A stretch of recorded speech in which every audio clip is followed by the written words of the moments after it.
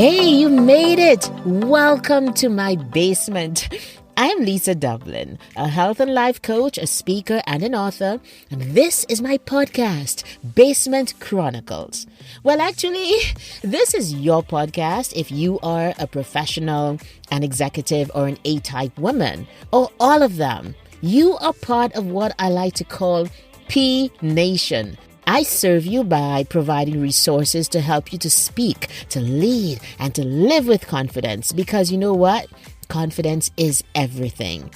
So, are you ready? Let's go. Hey P Nation, welcome to episode number 5. I've really been thinking a lot and praying a lot about marriage these days because I feel like it is one area where we struggle the most as professionals and executives. And you know who else struggles a lot? That strong, independent woman who perhaps has trouble seeing the hero in her husband or leaning on him for support. A couple years back, I really began to look at my own marriage differently and to want more for us, for me, for my husband, for our married life together. So, at the time of recording this podcast, we have been married for 19 years, and that's good, but there's still a lot of room to move from good to great. One promise we have made is to contend for all that God has promised us in marriage and to not settle for anything less. For me, what it means is I have to learn to fight like a wife. So this podcast is for all those who find themselves along the continuum of marriage. At one end, you perhaps feel, like me, that you want to move from good to great, while at the other end, you don't even feel like you have a husband anymore. You feel like you have a roommate. This podcast is also for you. So let's talk about how to fight like a wife. Here's my first point. When you got married, you entered the office of a wife. It's a very prestigious position and a very important role. The office of a wife, it functions in much the same way as the office of a prime minister or the office of a president functions. I pulled out a couple definitions of office to kind of guide our conversation along. So here goes. The dictionary definition of office is a position of duty, trust, or authority, especially in the government, a corporation, a society, or the like. Secondly, an office is the duty, function, or part of a particular person or agency. So, for example, the office of the President of the United States holds a lot of power. My research showed that the President has many constitutional, ceremonial, and community service responsibilities. The President has the power to sign or veto legislation, command the armed forces, ask for the written opinion of their cabinet, convene or adjourn Congress, grant reprieves and pardons, and receive ambassadors. So let's talk about this office of a wife as a basis for how to fight like a wife. Are you ready? Let me first begin with a question for you if you are a wife. What is your primary responsibility? Do you know what your duties are? Also, I would like you to consider this other question. What are the perks and benefits, allowances, and expectations that you should have if you hold the office of a wife? Marriage is a sacred institution. It is a covenant made before God, and this office carries weight. Therefore, in the office of a wife, you carry weight as being part of this sacred covenant. If you look at wifehood as an office, you come out of your feelings a little bit. Now wait, don't get me wrong. You should have those ooey gooey feelings for your husband. I know I still have a crush on mine. No one would be forced into the office of a presidency, and no one should be forced into a marriage if you don't want to marry somebody. So we're going to take it as a given that you married out of love. And now it's time to take up that office. The office of a wife is highly regarded and you should guard it well. Part of guarding that office is to know your duties and responsibilities. A wife is a warrior for her husband. A wife is meant to be his companion, his chief respecter, his chief admirer, his lover, his loyal friend. A wife is also meant to be his protector, as her intuition in many cases will make her a sentinel over his life. And you can read more about this in Genesis chapter 2. And I've also referenced a couple links in the show notes that will teach more on this role of the office of a wife. Now, it also comes with many expectations. You should expect to be loved by your husband. You should expect to be respected, to be cared for, to be provided for, to be cherished. You should expect to be his only girl. You should expect dignity, regard, and kindness. You are the queen of your household, and you have the right to claim those rights, not from him, but before God. But you know what? I think I'm running ahead of myself a little bit, so let's step back and explore the topic a little more closely. Why do we accept less in our marriages? If you were installed in the office of a prime minister, for example, and you find that you're not being driven to the airport, you're not served, you are not given pride of place at any ceremony, you are not regarded as prime minister, would you just take that level of disrespect, or would you rise up in a kind of righteous anger? Would you call on your lawyers to fight for you before the courts? Or would you continue to just take it and just have the office of the prime minister in name only? I think most women, when they are robbed in their professional lives of the rights that come with their professional or executive positions, they fight back. So why don't we fight for the benefits that come with the office of being a wife? I think I have an answer. It could be that many wives are just very tired. Tired of the disrespect, tired of his cheating, tired of the meanness, tired of being tired. You feel unable to be happy, to smile, to laugh.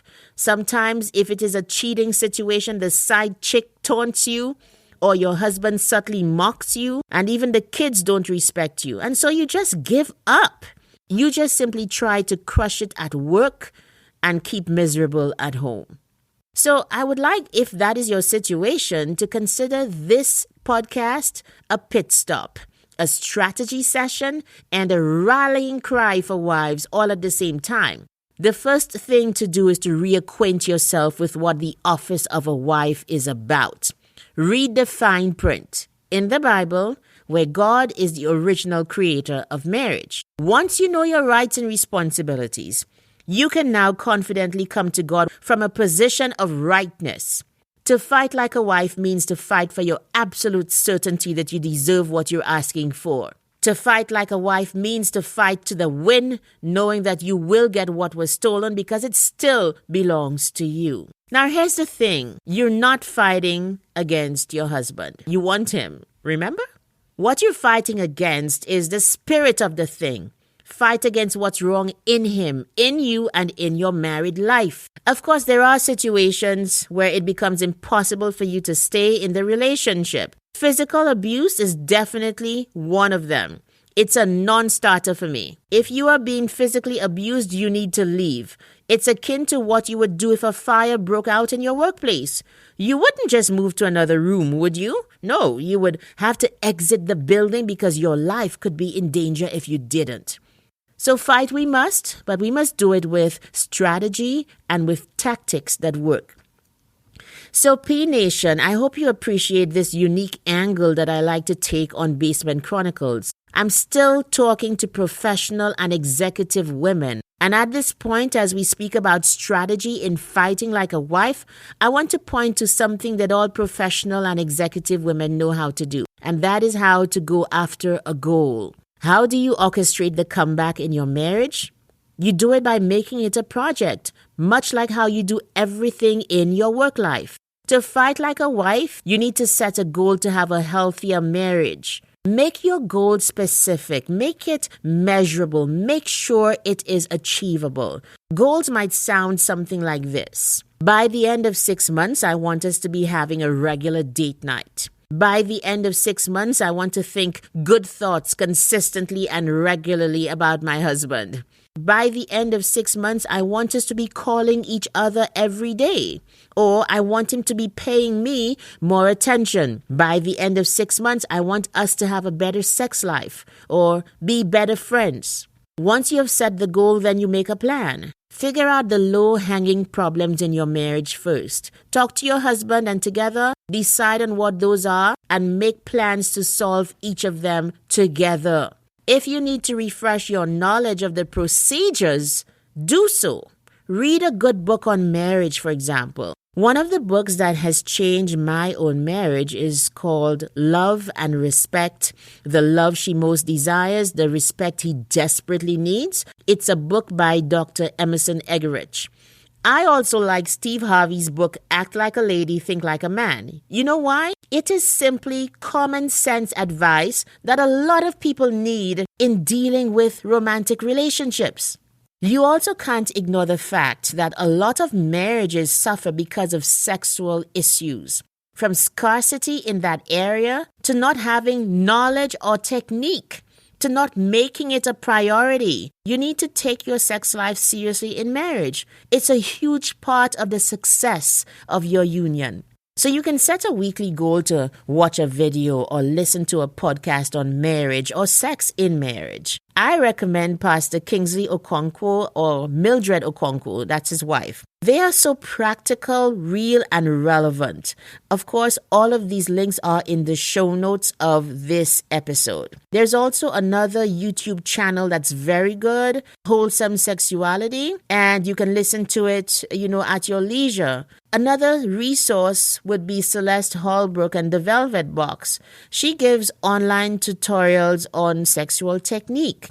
I've actually invited her and she has presented at one of my To All the Girls conferences and it was really well received. But the point is, if you are lacking in that area of your marriage, go get help. Take that part of your marriage seriously. Do not be a prude. You are married after all. Give it the priority that it deserves.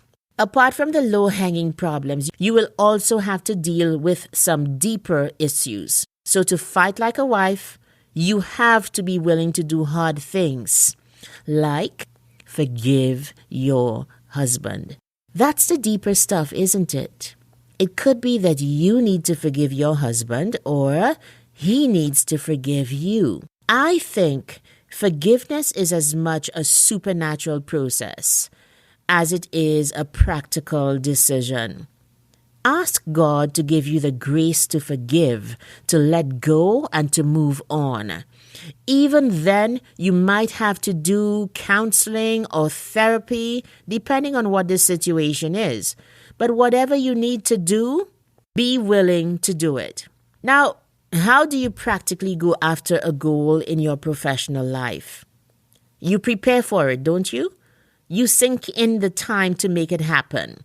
You decide what you're going to give up to get it. P Nation, you will need to fight like a wife in much the same way. For the next 6 months, clear your schedule to work on your one important project, saving your marriage or moving your marriage from good to great. Lessen the number of activities you signed up for. Step back to create pockets of time to devote to your husband, to yourself, and to your marriage. And you know what? Ask your husband to do the same for you. There are other tactics to win this fight. For example, put the phones off when you both walk in after work, or declare a no-phone zone when you are on a date together. Another thing you can do, maybe even more significant but more powerful, is to move back into the bedroom as a sign that you want to rekindle things again, no matter how hard it will be. You have to give up something to accomplish the goal of a great marriage. So if you're a wife, fight like one. Fight from knowing your rights and responsibilities. Fight from victory. Fight with the backing of the original creator of marriage, God. It's an office that has guidelines, procedures, perks, benefits, responsibilities, and help in the Holy Spirit to keep it all together.